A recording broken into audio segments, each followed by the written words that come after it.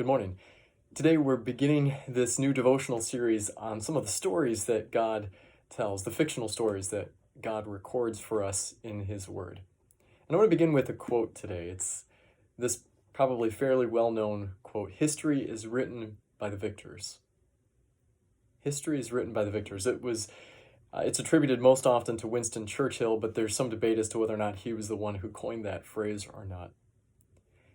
History is written by the victors. Underneath this lies this implication that history isn't grounded so much in facts as it is grounded in the winner's interpretation of those facts.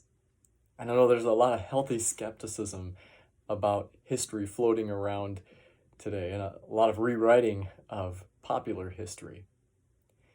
But one of the things that stands out to me as I read through the scriptures, one of the reasons that we can be so confident about the history that is recorded in the scriptures and the truthfulness of it, is that it oftentimes paints a very unflattering picture of God's people.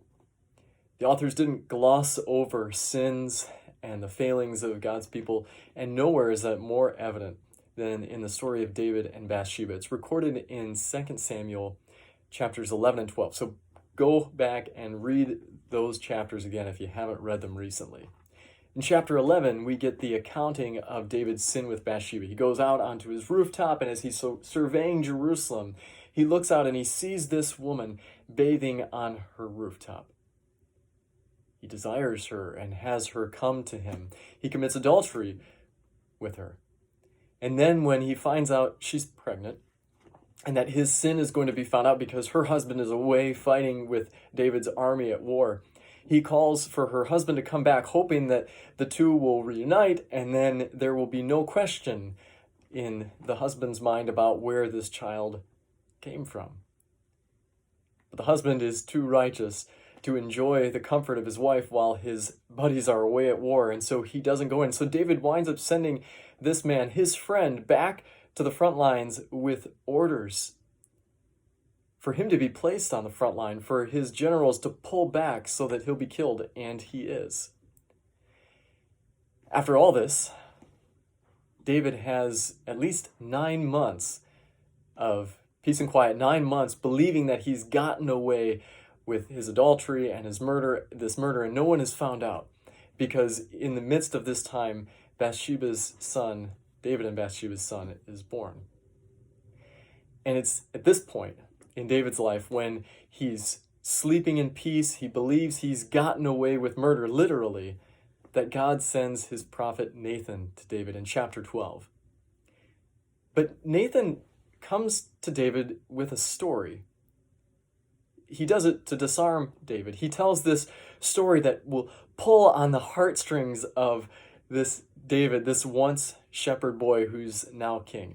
And so he tells a story about two men, one rich and the other poor. Now the rich man has lots of flocks, lots of lambs, but the poor man has only one that he bought himself. He's cherished this little lamb. It's grown up in his household. Like many of our pets, it's become like one of his own children. And when a visitor comes to the rich man doesn't take one of the many sheep that he has from his flock to prepare for his visitor. He steals this lamb, this one and only lamb, from this poor man, slaughters it and prepares it for his guest. David, the once shepherd boy, now king, burns with righteous anger and claims that he deserves death for what he's done. Nathan, without missing a beat, turns to him and he says, "You are that man." Talk about a gut punch. It's like David, many of us, we become numb to our sin. The sin that we quickly condemn in others, we excuse in ourselves. And God uses this story to disarm David, to remove all the defenses that he has placed. And one of the incredible things in this story, one of the incredible things about David, is his response. He immediately repents and cries out for forgiveness. And God, in his mercy, forgives and restores him. Have a great day.